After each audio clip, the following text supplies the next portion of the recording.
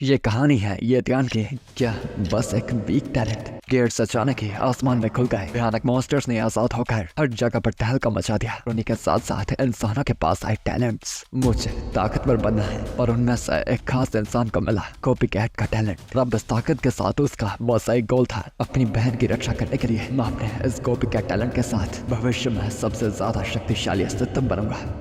तो talent copycat की कहानी की शुरुआत में हम देखते हैं कि एक बहुत ही विशाल मॉन्स्टर के आतंक से सभी लोग बस बचकर भाग रहे थे, क्योंकि वो मॉन्स्टर कोई ऐसी चीज नहीं थी जिससे कोई भी भिड़ सकता था। वो मॉन्स्टर एक गोल्ड लेवल के मॉन्स्टर से कम नहीं था, पर उनमें से एक लड़का था जो बाकी लोगों से अलग था। सभी लोग बस उस तबाही से डरकर भाग रहे थे, पर वो लड़का जिसका नाम येतियान था उस मॉन्स्टर की तरफ बढ़ाकर बस चुपचाप उस मॉन्स्टर की तरफ देख रहा था, जैसे कि वो मॉन्स्टर कोई हुसन की परी हो। पर तभी येतियान नोटिस करता है कि उसके साथ कुछ अलग सा हो रहा था, और जब वो अपने हाथ की तरफ देखता है उसके हाथ में से एक अजीब सी रोशनी निकलती है, जो रोशनी अगले ही पल उसे बिजली से भी ज्यादा जोर का झटका देती है, जिससे यह ध्यान दर्द में चिल्लाने लगता है। और अगले ही पल वो अपने शरीर पर काबू नहीं कर पाता और वहीं गिरने लगता है। दरी अंदर से उसे लग रहा था कि वो कहीं और ही जगह पर मौजूद था, और उसके शरीर के अंदर उसे लगातार बहुत ही ज्यादा दर्द महसूस होती है। और उस कुछ पल की दर्द के बाद जब उसे कुछ शांति मिलती है, हम देख पाते हैं एक अलग की तरह के ओरा को, जो छोटी सी एनर्जी बॉल की तरह येतियान के शरीर में घुस गई थी। कि अगले ही पल येतियान की उस अजीब से सपने से जाग खुलती है, और जगते में उठकर वो सोचता है, मुझे तो इस वक्त अपने टैलेंट अवेकनिंग के बीच में होना चाहिए था। क्या ये मेरा बस अवेकनिंग का एक सपना था? और फिर वापस उठता वो सोचने लगता है कि 100 साल पहले अचानक ही इस आसमान की धरती पर कुछ अजीब से क्रैक्स आ गए थे, जिस क्रैक्स के अंदर से कोई मॉन्स्टर्स आ गए थे, और धीरे धीरे कर उनकी धरती ने बदलना शुरू कर दिया था। और उसी बीच में कुछ लोग थे जिनकी टैलेंट की अवेकनिंग हुई थी, और जिन लोगों के पास टैलेंट आया था वो लोग बाकी आम लोगों से अलग मॉन्स्टर से लड़ने के काबिल थे, जैसे अब ये टैलेंट वालों का एरा बन चुका था। कि तभी येतियान को दरवाजे के बाहर से उसकी बहन की आवाज आती है, जो येतियान से पूछ रही थी कि क्या येतियान का टैलेंट जाग पाया था। येतियान भी इस बात को चेक करने के लिए अपने हाथ में पकड़े गए उससे रोन स्टोन का इस्तेमाल करता है, जिससे ये देखा जा सकता था कि येतियान का टैलेंट ताकतवर था या फिर आम सा। कि उस रोन स्टोन का इस्तेमाल करने पर येतियान को पता चलता है वो अपने टैलेंट को तो अवेकन कर पाया था, पर सिर्फ एक वीक टैलेंट को ही। और अब ये चीज देखकर वो परेशान हुआ सोचने लगता है, मुझे एक कमजोर टैलेंट मिल गया है और इस तरह से मैं वॉरियर नहीं बन पाऊंगा, और आखिर अब इस घटिया जिंदगी के साथ मैं अपनी बहन की रक्षा क्या करूंगा। और इस बात से अब वो बस एकदम परेशान था कि तभी उसके कमरे का दरवाजा खोलती उसकी बहन ये फटाफट एकदम एक्साइटेड हुई पूछती है कि क्या येतियान अपने टैलेंट को जगा पाया था। और वो सच में इस दिन के लिए बहुत ही ज्यादा एक्साइटेड थी, और येतियान नहीं चाहता था कि वो अपनी बहन को कुछ चिंता में डाले, इसलिए वो उससे ज्यादा बातें ना बताता। बस ये कहता है, ये तुम्हें चिंता करने की बिल्कुल भी जरूरत नहीं है, क्योंकि मैं अब वेगन हो चुका हूँ, और यह बात पक्की है कि तुम्हारा भाई एक माइटी वॉरियर बनेगा। और ये भी येतियान की बात जानकर बहुत ही खुश होती है, जबकि उसे मेन बात नहीं पता थी। वो एकदम एक्साइटेड ही बताती है कि आज वो अपने भैया येतियान का फेवरेट खाना बनाएगी, जिससे खाकर उनकी खुशियां डबल हो जाएगी। कि तभी अचानक ही चलते हुए येतियान के सामने एक सिस्टम विंडो पॉप हो जाती है, जो देखकर येतियान एकदम शॉक था, क्योंकि उसने आज तक अपनी जिंदगी में नहीं सुना था कि किसी टैलेंट अवेकनर के साथ ऐसा होता है। येयू भी येतियान से पूछ रही थी कि आखिर येतियान क्या देख रहा था कि यहाँ पर येतियान येयू के टैलेंट लेवल को और साथ ही उसके अनअवेकन टैलेंट तक भी देख पा रहा था, जो बात का मतलब उसे समझ नहीं आता कि आखिर ऐसा क्यों था। और येतियान एकदम कंफ्यूज हुआ, हवा में अपना हाथ उठाकर और उस सिस्टम विंडो को छूने की कोशिश तो करता है, और वो उसे छू तो नहीं पाता। ये अचानक स्टेटस विंडो चेंज होकर येतियान को उसका टैलेंट दिखाने लगती है, जो कि वीक लेवल का था। और येतियान को इस ऊपर खबर स्टेट में देखकर येयू सोचती है कि वो खुशी से ज्यादा ही बबला बैठा था, इसलिए उसका हाथ पकड़कर वो उसे फटाफट अपने साथ खाने के लिए ले जाने लगती है। तभी येयू के से छूते ही कुछ नई और चीजें होती हैं। येतियान के सामने कुछ और स्टेटस विंडो आ जाती है, और वो देख पाता है येयू के टैलेंट के पास एक कॉपी करने का सिस्टम अवेलेबल था, यानी अगर यहाँ पर वो चाहे तो वो येयू के अनअवेकन टैलेंट तक को भी कॉपी कर सकता था। और ये बात जानकर कि वो दूसरों के टैलेंट को कॉपी कर सकता है, येतियान को फाइनली ताकतवर होने की कुछ उम्मीद मिली थी। और ये बात अभी भी पक्की नहीं थी क्या ये टैलेंट को कॉपी करना सिर्फ एक बार था, या फिर वो इस चीज को बार बार कर पाएगा। और फिर थोड़े टाइम लेकर वो येयू का बनाया गया स्वादिष्ट खाना मजे से खाता है। और अभी तक उसने येयू के टैलेंट को कॉपी इसलिए नहीं किया था क्योंकि उसे पता नहीं था कि उसका टैलेंट कॉपी करने के बाद येयू के साथ क्या होगा। और येयू का टैलेंट काफी रेयर भी लग रहा था, जो पक्का बहुत से दुश्मनों को हरा पाएगा। पर फिर भी वो पहला एक्सपेरिमेंट येयू पर नहीं करना चाहता था, और अपने गुजर गए मॉम डैड की तस्वीर की तरफ देखता येतियान उनसे एक वादा करता बताता है, मॉम और डैड अगर आप अभी भी मुझे देख सकते हैं तो अब आपको हमारी चिंता करने की जरूरत नहीं है, क्योंकि मैं आपसे वादा करता हूँ कि आज से येयू का मैं अच्छे से ध्यान रखूंगा। और फिर अब टाइम बाद हम येतियान को देखते हैं बाहर सिटी में आए, क्योंकि अब बारी थी ताकतवर होने के तरीके ढूंढने की। और फिर सिटी में आकर वो अपने कॉपी कैट टैलेंट को एक्टिवेट करता है, और अपने इस टैलेंट से वो अपने आसपास के एरिया को स्कैन कर रहा था, और वो सिर्फ 3 मीटर्स के अंदर वाले लोगों के टैलेंट्स को देख पा रहा था, जो कि काफी शॉर्ट रेंज थी। पर फिर भी क्या फर्क पड़ता है। और वहाँ पर उसे कई लोगों के काफी टैलेंट मिले थे, पर सारे के सारे कमजोर लेवल के, और वो कम से कम भी एक मिड लेवल के टैलेंट को कॉपी करना चाहता था, वरना इसका फायदा फायदा ही क्या होगा। मैंने कुछ कर अपने टैलेंट को तुझ गाया है, भले ही फिलहाल के वक्त ये कमजोर हो, और शायद अगर मैं लोगों के टैलेंट को कॉपी करूंगा मेरे टैलेंट में भी फर्क पड़ना शुरू हो जाएगा, जिसका मतलब है कि मैं अपने टैलेंट को शक्तिशाली कर सकता हूँ। तभी उसे परफेक्ट प्लेस मिलती है जाकर टैलेंट ढूंढने की, जो थी सी फ्रंट बेस की 5th अकेडमी, जिस जगह के अंदर कम से कम कुछ लोग होंगे जिनके पास मिड लेवल का टैलेंट होगा। और ये ध्यान एक्साइटेड हुआ सोच रहा था, हम सभी के पास कमजोर टैलेंट होंगे, मिड लेवल के टैलेंट होंगे, पर यह बात तो मैं अच्छी तरह से जानता हूँ, मेरे कॉपी टैलेंट के साथ मैं भविष्य में जाकर उन सभी से ही बहुत ही गुना शक्तिशाली बनने वाला हूँ। हम येतियान ने सी फ्रंट बेस की 5th अकेडमी में एडमिशन ले ली थी, और 10 दिन बाद हम येतियान को ट्रेनिंग फील्ड में देखते हैं, जहाँ पर उन सभी का टीचर उन्हें चिल्लाता बता रहा था, वॉरियर बनने के लिए पहले तुम्हें एक चेला बनना पड़ेगा, और एक चेला बन पाने के लिए तुम्हें शारीरिक ट्रेनिंग पर काबू करना पड़ेगा, और तुम सब लोग यहाँ पर मेरे साथ उस फिजिकल ट्रेनिंग को सीखने वाले हो। और अब ध्यान से मेरे साथ महसूस कर देखो, तुम सभी को अपने अपने सीने में एक तूफान सा महसूस होगा। और येतियान और बाकी सभी स्टूडेंट्स टीचर की ट्रेनिंग मेथड को फॉलो कर रहे थे और कोशिश कर रहे थे उस तूफान को महसूस करने का, पर ये चीज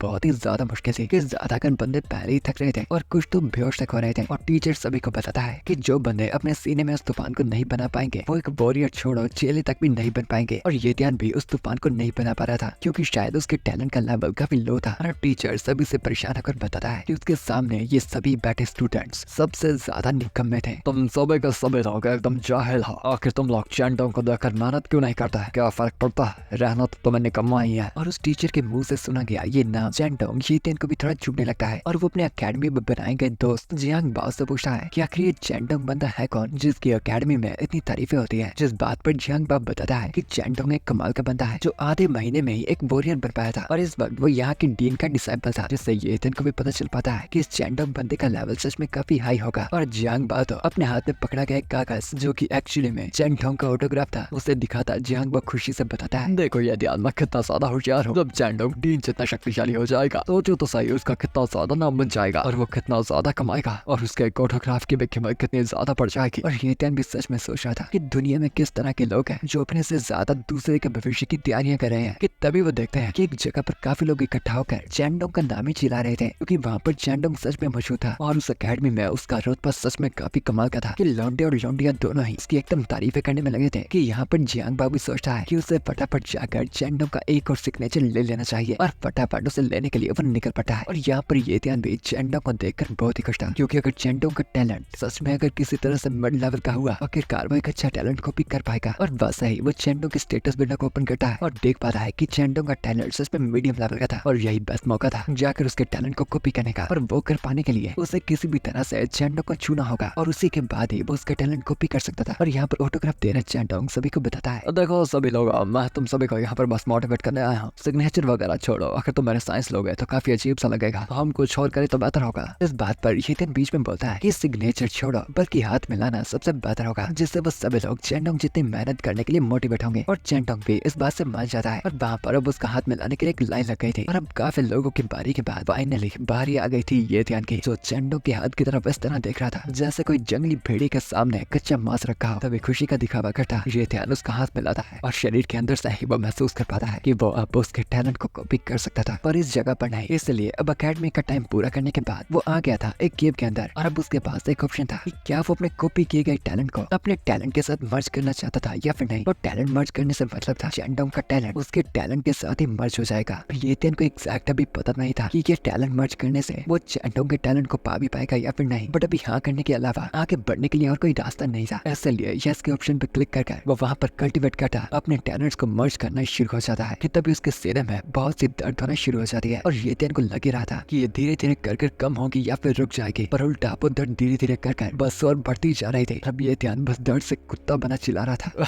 टैलेंट मर्ज करना बहुत ही ज्यादा दर्दनाक है। और फिर बहुत ही दर्दनाक पल काटने के बाद हम जान ही पाते हैं कि येतियान को उसकी मेहनत का फल मिल गया था, और वह खुश हुआ कहता है, मेहनत के बाद का फल सच में ज्यादा मीठा होता है, पर मैं इसे संभाल कर खाऊंगा। कि तभी येतियान के सामने एक नोटिफिकेशन आता है कि क्योंकि अब उसने पहले से एक टैलेंट को कॉपी कर लिया था तो अगले टैलेंट को वो 30 दिनों बाद ही कॉपी कर पाएगा। येतियान तो ये बात देखकर ही बहुत ही खुश था कि उसके पास एक ऐसा टैलेंट था जो एक बार नहीं बल्कि बार बार टैलेंट्स को कॉपी कर सकता था। तो फिर आखिर इससे कमाल की चीज और क्या आ सकती है। और तभी येतियान उस फिजिकल ट्रेनिंग को भी ट्राई करने का सोचता है जो उसके टीचर ने उन्हें सुबह बताई थी। और जब बिल्कुल उसी तरह वो कल्टीवेट करके देखता है तो वो सच में अपने सीने में बंद है उस तूफान को महसूस कर पा रहा था जो सच में ही एक कमाल का एहसास था। और एक मिड लेवल के टैलेंट के साथ इस फिजिकल ट्रेनिंग को करना सच में काफी आसान था। और अब ये ध्यान अपने मन के फैसले को पक्का करता और उस जगह से बाहर निकलता आता है कि ऐसे टैलेंट के साथ उसे कोई आम वॉरियर नहीं बनना था, ना ही कोई एलीट वॉरियर की उसे आज तक का सबसे ज्यादा शक्तिशाली वॉरियर बनना था। वैसे कुछ टाइम बीतता है और अब 1 महीने बाद का सीन दिखाया जाता है और सिटी के किसी दायरे में हम देख पाते हैं हवा में छलांगे मारते उड़ते एक बहुत ही चमकदार वुल्फ मॉन्स्टर को जो काफी तेज और भयानक था। और ये जो मॉन्स्टर था उन्हें एक्चुअली में फियर्स बीस्ट कहा जाता था। इन खतरनाक फियर्स बीस्ट मॉन्स्टर्स के पास भी इंसानों की तरह ही खतरनाक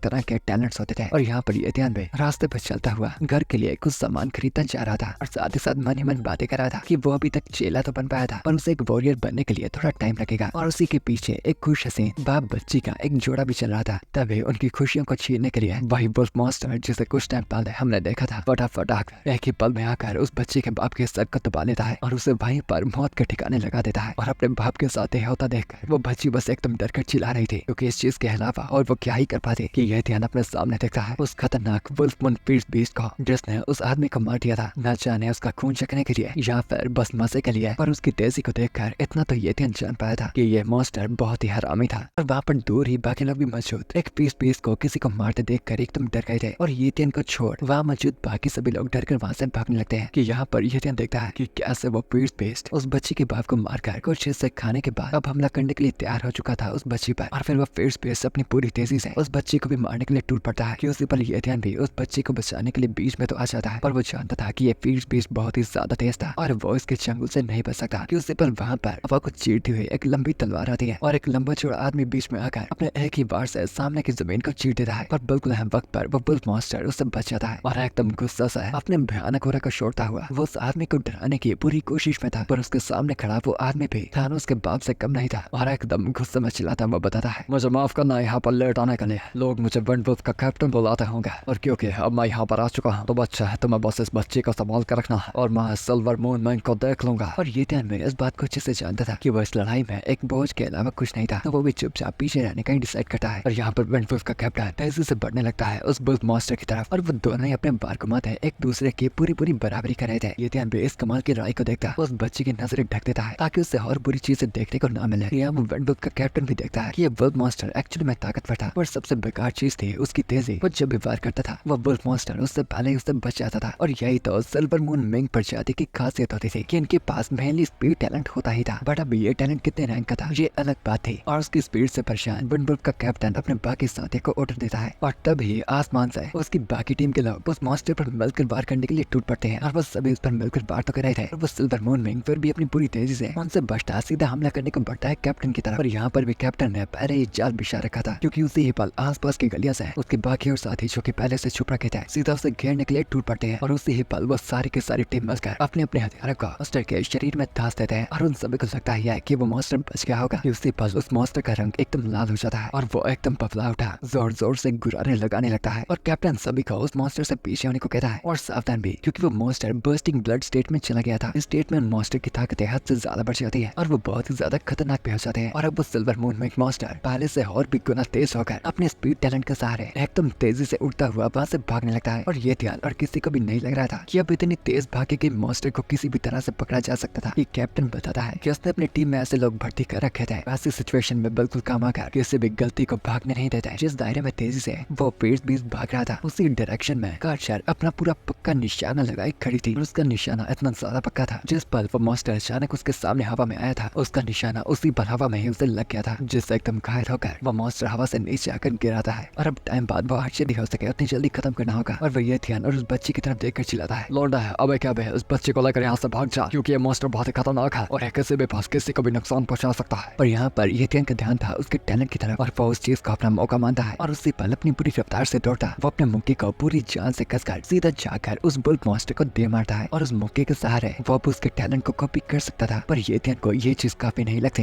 वो घूमता हुआ यहाँ पर नहीं रुकता उस मॉन्स्टर के ऊपर बैठकर उसे भागने नहीं देता और बार लगातार अपनी ताकत लगाकर उसे मुक्के मार रहा था कि उसके टैलेंट कॉपी होने के नोटिफिकेशंस भी बार स्पैम हो रहे थे। पर ये ध्यान को इस चीज से फर्क नहीं पड़ता था क्योंकि उस मॉन्स्टर ने भी तो बेवजह उस बच्ची के बाप को मारा था। कि तभी उसके हाथ को पकड़ता कैप्टन ये ध्यान को बताता है कि ये ध्यान अब रुक सकता है क्योंकि वो मॉन्स्टर कब कब मारा गया था। और ये ध्यान भी दोनों बातों को अच्छे से जानता था। ये मॉन्स्टर सिर्फ कमजोर था, इसलिए वो आखिरी वार करके उसे मार पाया था। पर उसे इन फालतू बातों से फर्क नहीं पड़ता था, क्योंकि उसने उस बीस्ट के टैलेंट को कॉपी कर लिया था। अब कैप्टन अपने बाकी साथी को बताता है सिल्वर मून में इनकी बॉडी को यहाँ से ले जाने के लिए, क्योंकि उसकी बॉडी का ब्लड बहुत ही ज्यादा काम आता है। वहीं वो हर लड़की जाकर उस छोटी बच्ची को संभालती है। यहाँ पर कैप्टन येतियन की हिम्मत से बहुत इम्प्रेस था और वो येतियन को बताता है कि फिलहाल के वक्त तो उन्हें अलविदा करना पड़ेगा, और अगर भविष्य में येतियन एक शक्तिशाली वॉरियर बनता है वो आकर उनके वंडरफुल गिल्ड को ज्वाइन कर सकता है। जिस बात पर येतियन भी खुशी खुशी हाँ करता है, जबकि उसके गोल इससे काफी बड़े थे। और यीशु को शक्ल दिखाने से पहले वो फटाफट अपने शरीर और चेहरे पर लगा उस बीस्ट के खून को अच्छे से साफ करता है, क्योंकि अगर यीशु ने उसे ऐसी हालात में देख लिया तो वो एकदम एक डर जाएगी। और फिर येतियन वापस घर आ जाता है, देखता है कि किचन में येयू कहीं पर नहीं थी, और फिर उसके कमरे में जाकर वो देखता है कि येयू आराम से सो रही थी। और उससे ज्यादा जरूरी बात, उसे अपने सपनों में भी अपने भाई की चिंता हो रही थी। और येतियन भी चाहता था कि येयू के चेहरे पर जो भी स्माइल थी वो उसे हमेशा बरकरार रखे। और आज येतियन ने भी जिंदगी में पहली बार असलियत में अपने सामने एक फीस पीस देखा था, वरना पहले का तो वो एक डरावना सा सपना सा था। जैसा कि इस कहानी में बताया गया था, असल में ये फीस पीस उससे बहुत ही ज्यादा गुना डरावने होते थे। इतना आज येतियन महसूस कर पाया था। और फिर अपनी बहन को कंबल से ढकने के बाद येतियन बस अपने मन में कहता है, अरे बहन के इस खुशी को बचाने के लिए मुझे जितनी जल्दी हो सके अपनी जल्दी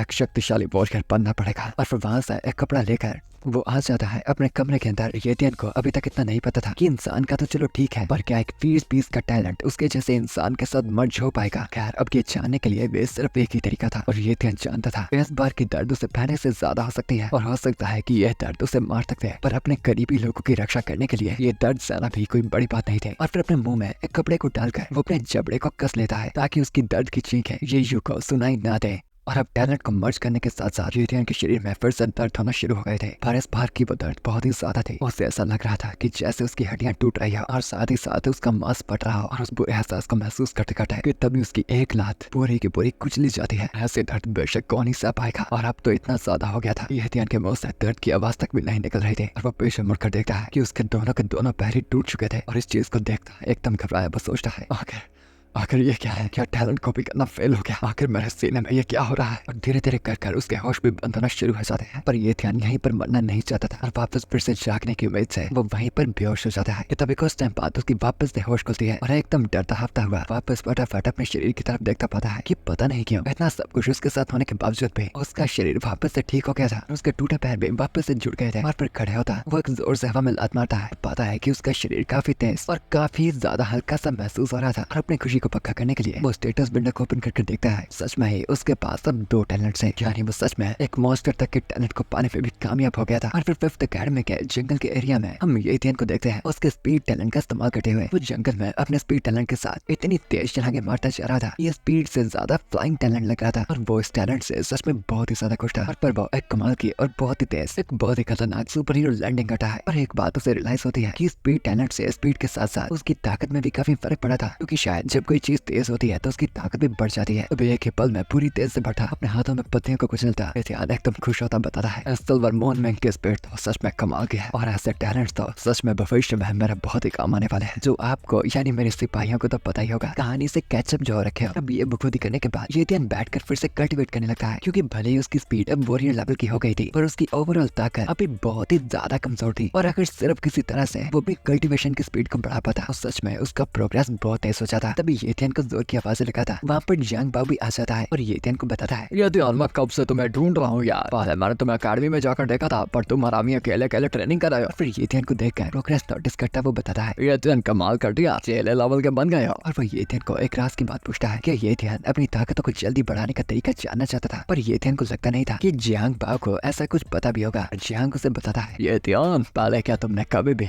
एक फीस बीस्ट का खून पिया है? और अगर तुम्हें नहीं पता तो फीस बीस्ट का ब्लड पीकर तुम्हारा प्रोग्रेस बहुत तेज हो जाता है, और इसीलिए तो मैं तुमसे ज्यादा जल्दी इंप्रूव हो पाया, क्योंकि मैंने फीस बीस्ट का खून पिया था। येतियन ने तो ये पहली बार सुना था कि एक फीस बीस्ट का ब्लड ये कर सकता था, और अगर उसे ये बात सिर्फ पहले पता होती तो वो सिल्वर मून विंग के ब्लड को दबा दबा कर पीता, यानी उसने अपनी जिंदगी का इतना खास मौका गवा दिया था। और जियांग बाओ येतियन को बताता है कि उसके पास एक तरीका था फीस बीस्ट का ब्लड पाने का, और येतियन भी ये फटाफट जानना चाहता था। फिर जियांग बाओ बताता है कि सी फ्रंट बेस की अथॉरिटीज ने सिटी के बाहर के एक वाइल्ड एरिया को खोल दिया था, वो भी सिर्फ 5th अकेडमी की ट्रायल्स रखने के लिए, और उस ट्रायल को भी जिंदा बचा था, और वो भी बस एक सैवेज बीस्ट जिनका लेवल नॉर्मल बीस्ट से कम होता था। और येटियान भी उस ब्लड को पाने का मौके को नहीं कमाना चाहता था क्योंकि उसका प्रोग्रेस वैसे भी काफी स्लो चल रहा था। और जियांगबा येटियान को बताता है, मैंने कहा ना ये मौका बहुत अच्छा है, तभी तो मैं कह रहा हूँ मेरी टीम ज्वाइन करो और हम साथ में उस बीस्ट के खून को जीतेंगे। येटियान के बने गए चेहरे से जियांगबा को साफ दिख रहा था कि येटियान उसकी टीम ज्वाइन नहीं करना चाहता था, जिस पे उदास होता जियांगबा बताता है, येटियान ऐसा चेहरा क्यों बना रहे हो यार, मैंने आकर तुम्हें ये बात बताई क्योंकि तुम मेरे पक्के दोस्त हो। येटियान उसे बहाना देता है कि इस बार तो मुश्किल होगा पर अगली बार वो पक्का उसकी टीम को ज्वाइन करेगा। और जियांगबा इस बात से सैड हो गया था क्योंकि उसे तो लगता था कि येटियान उसका पक्का यार था, पर आज येटियान ने उसकी टीम ना ज्वाइन कर उसे एक तरह का धोखा दे दिया था। और फिर भी वो येटियान को बताता है कि चाहे भले ही वो उस कंपटीशन में सेम टीम में नहीं होंगे, वो फिर भी एक दूसरे के पक्के दोस्ती रहेंगे, जिस बात को येटियान भी मानता हुआ सोच रहा था। एक टीम में काम करना काफी आसान होता है और जियांगबा भी मेरा एक अच्छा दोस्त है, पर अगर मेरे टैलेंट के बारे में किसी को पता चल गया तो भविष्य में मुझे बहुत ही मुश्किलें आ सकती है। मुझे खुद से ही काम कर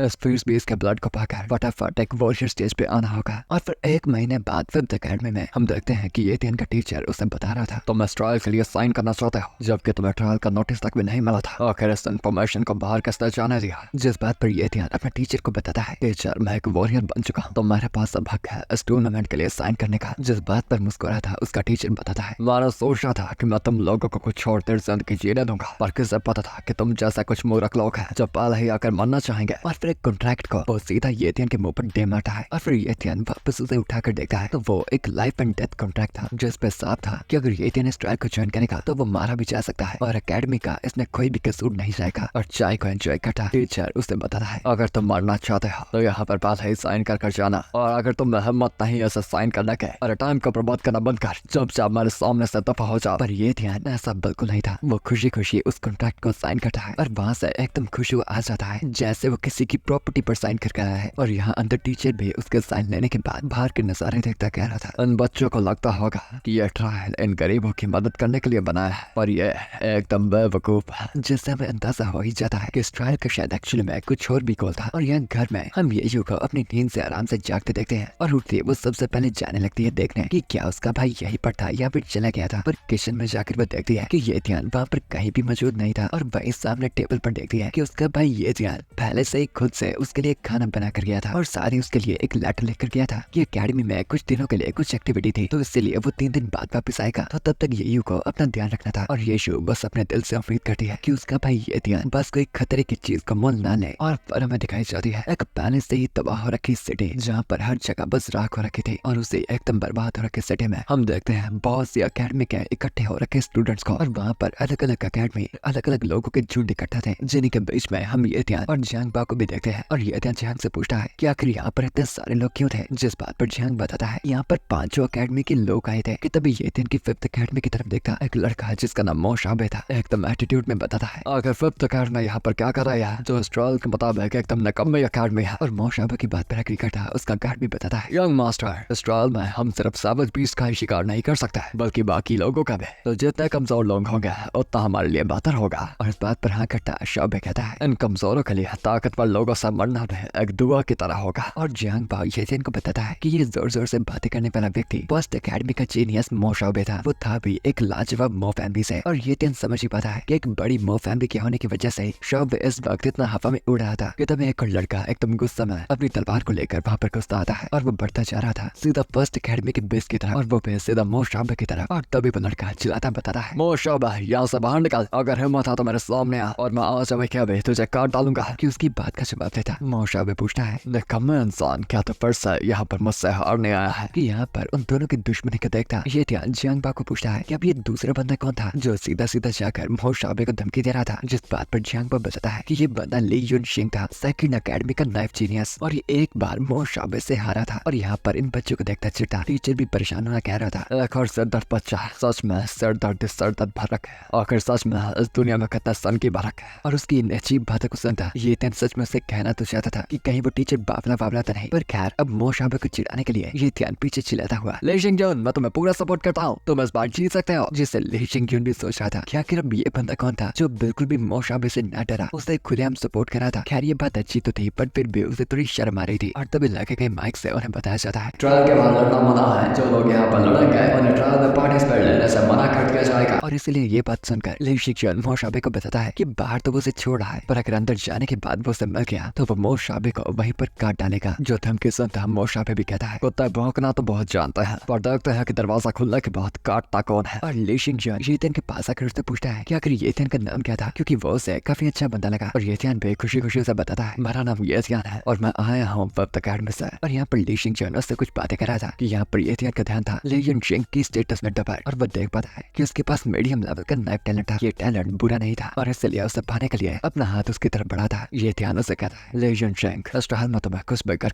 मोशाबे को पार करना है और उसे दिखाना है कि असली ताकत किसे कहता है। और ली युशिन भी इस बात को एक ब्लेसिंग और तारीफ मानकर खुशी खुशी येतियान से हाथ मिला लेता है, जबकि येतियान यहाँ पर बस खुद से उसके टैलेंट को कॉपी करके ताकतवर होना चाहता था। और अब टैलेंट को कॉपी करने के बाद ट्रायल के शुरू होने का समय भी हो गया था। और ट्रायल को शुरू करते ही दरवाजों को खोलते वक्त बताया जाता है कि अंदर एंटर करने वाली पहले फर्स्ट अकेडमी होगी। और वैसे ही दरवाजों के खुलते ही फर्स्ट अकेडमी के सभी बंदे एकदम तेजी से फटाफट अंदर को भाग जाते हैं। जिन्हें के बीच में शाबे अपने गार्ड के साथ शामिल था और शाबे को लगता था कि क्योंकि वो इन सभी अकेडमी में से सबसे शक्तिशाली था, वही पक्का इस ट्रायल को जीतने वाला था। और येतियान के साथ खड़ा जान पापी बताता है कि अब उसे फटाफट अपनी टीम के पास जाना पड़ेगा ताकि जब उनकी बारी आए वो फटाफट वहां से अंदर जा पाए। और ली युशिन भी बताता है कि पहले अंदर फर्स्ट अकेडमी जाएगी, फिर उसके बाद उनकी सेकंड अकेडमी और अंत में जाकर फिफ्थ अकेडमी जाएगी। और दुनिया हमेशा ऐसी ही है, कमजोर को हमेशा ज्यादा मेहनत करनी पड़ती थी। और वो येतियान को बाय करता फिर अपनी टीम के पास चला जाता है। और येतियान जानता था कि अभी उनकी अकेडमी की बारी आने में थोड़ा टाइम लगेगा और अंदर जाने के बाद उसे शायद ही अपने कॉपी किए गए टैलेंट के साथ मर्ज करने का मौका मिलेगा। उससे पहले ही वो फटाफट नजदीकी जंगल की तरफ फटाफट भागने लगता है। और अब तेजी से भागता था वो जंगल के किसी दायरे में एकदम सुनसान सी जगह पर आ गया था। और अपने नजदीकी चेक करके उसके आसपास कोई मौजूद नहीं था। वो अपनी स्टेटस विंडो को ओपन करता है और वो जानता था कि इस बार भी मर्ज होने के साथ उसे बहुत ही भयंकर दर्द होने वाला था। और फिर भी उसके पास कोई भी ऑप्शन नहीं था। रियाज करने के बाद वो फिर से दर्द को ज्यादा सोच रहा था। ये दर्द सच में बहुत ही भयंकर है, पर धीरे धीरे कर मुझे इसकी आदत पड़ गई है और शायद ऐसे ही दर्द को सह सह कर मुझे लगातार बाकियों से बहुत गुना ताकतवर बनना है। और अब वैसा ही मर्जिंग के खत्म होने के बाद हम उसकी नजरों में नई ताकत और नए टैलेंट को देख पाते हैं। और फिर उठता हुआ अपनी तलवार को कसता पकड़ता वो अपने नाइफ टैलेंट को एक्टिवेट करता, अपनी ताकत को अपनी तलवार में कसकर जब अपनी तलवार को घुमाता है उसके लगातार नाइफ टैलेंट के साथ जुड़े वार से वो एकदम आसानी से अपने सामने मौजूद हर एक दूर मौजूद पेड़ को आसानी से ही काट पा रहा था। और अभी एथियन की ताकत और भी बढ़ चुकी थी और अब वहाँ से वो बढ़ने लगता है ट्रायल अरीना की तरफ। और वहाँ पर पहुंचकर कुछ टाइम में ही उनकी फिफ्थ अकेडमी की बारी भी आ जाती है और सारी की सारी फिफ्थ अकेडमी फटाफट वहाँ से ट्रायल एरिया की तरफ एंटर कर पड़ते हैं और खैर यहीं पर इस एपिसोड को खत्म करते हैं। तो जैसा कि आपको पहले ही पता होगा कि ये टैलेंट कॉपीकैट के स्टार्टिंग के एपिसोड का रिकैप था, जिसे मैंने फिर से डबल मेहनत कर एकदम अच्छे से डिटेल के साथ बनाया था, क्योंकि टैलेंट कॉपीकैट के स्टार्टिंग के बहुत से एपिसोड्स मेरे चैनल से मिसिंग है और उस बड़ी वीडियो पे बहुत से व्यूज भी थे, पर किसी इश्यूज की वजह से मुझे उस बड़ी 3.5 घंटे की वीडियो को डिलीट करना पड़ा था, जिसके अंदर न जाने कितने एपिसोड को एक्सप्लेन किया गया था। बट वेल मेरी पुरानी ऑडियंस तो नए वीडियोस देख रही है, पर नई वाली ऑडियंस को नहीं पता कि उस सीरीज के स्टार्टिंग के एपिसोड को कहां से देखा जाए। इसलिए मैं टैलेंट कॉपीकैट की सीरीज को 0.1 नाम दूंगा, जहां पर हम स्टार्टिंग के जितने भी एपिसोड चैनल से मिसिंग है उनको फटाफट लगातार कवर करेंगे। फिर 0.1 सीरीज को कवर करने के बाद उससे एक बड़ी वीडियो बनाकर एपिसोड 1 नाम से डाल दिया जाएगा। तो खैर गाइस, अगर आपने इसे एंजॉय किया तो फटाफट चैनल को सब्सक्राइब करके वीडियो को लाइक और शेयर कर देना और मैं आपसे मिलता हूँ अगली बार अगली वीडियो के साथ। So for now bye, goodbye, सायोनारा, जाना।